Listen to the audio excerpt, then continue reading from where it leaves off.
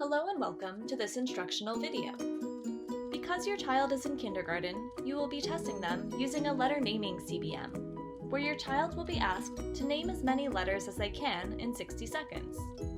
We use a letter naming activity in kindergarten because a child's speed with naming letters tells us a lot about how likely they are to develop reading difficulties in the future, before they have developed word reading skills.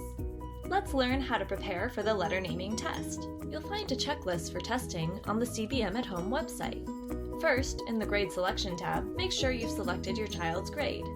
Then, click on the Test Materials tab. This checklist on the left shows you the steps involved when testing your child. If you'd like to use printed materials to test your child, click the Printable Instructions and Materials button to access materials. You'll need to print out a scoring page, which contains directions, scoring reminders, and a list of letters to follow along as your child reads, as well as a child page, which contains a list of letters your child will read from. If you'd like to use electronic materials to test your child, you'll use the directions and scoring reminders on this checklist, and your child will read from this list of letters during the test. You won't need to print anything, but you will need a piece of paper you can use to tally your child's errors during testing. Whether you're testing with printed or electronic materials, you'll also need a pencil and a timer. You can use this timer on the test materials page, or use your own phone or other timing device. Now you're ready to begin testing. Let's watch as this parent tests her child using the letter naming CBM. Throughout this video, we'll provide some important testing tips and show you where you can find information to guide you through the testing process. This parent is ready to begin testing her child. Just like this family, you'll want to find a comfortable and quiet spot to test without any distractions. You'll also want to find a hard surface to write on, like a clipboard or book. To start the test, make sure your child is sitting at a comfortable distance so that they can clearly see the list of letters they will be reading from, whether they're reading from a printed page like this child or from a screen. Then, read the bolded directions on this checklist. They can also be found on the top left of your scoring page. Let's watch as this parent reads. Here are some letters. When I say begin, start here and go across the page. Okay. Tell me the name of each letter. If you come to a letter you don't know, I'll tell it to you. Okay. Ready? Begin. By reading the directions on the page, you're able to quickly tell your child exactly what they need to do for the task. Start your timer right after you say begin, and time your child for 60 seconds, scoring along as your child reads.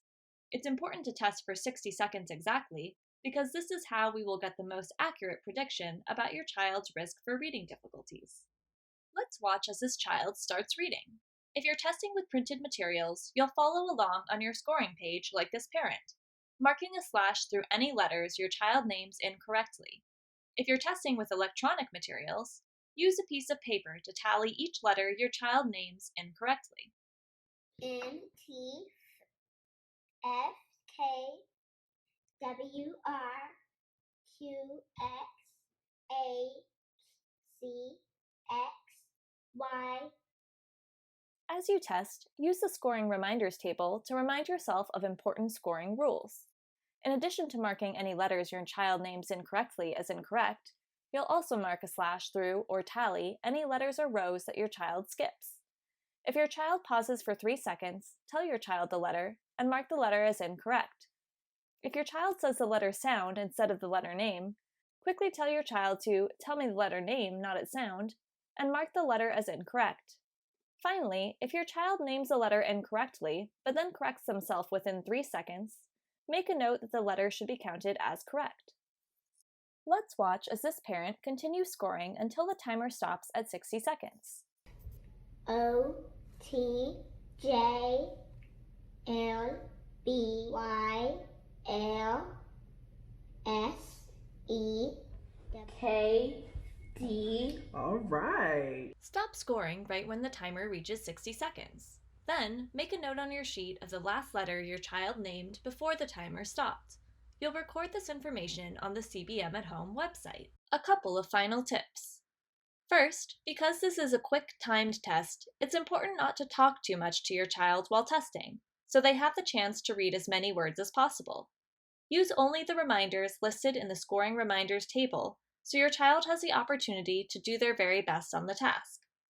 And finally, be positive and celebrate your child's hard work after testing, but try to limit any feedback about right or wrong answers during the test. This will give you a more accurate picture of your child's independent reading skills. Here is what your completed scoring page might look like after testing. On the left, the parent completed testing with paper and pencil and marked errors on the scoring page. On the right, the parent completed testing on their computer and marked errors using a piece of paper.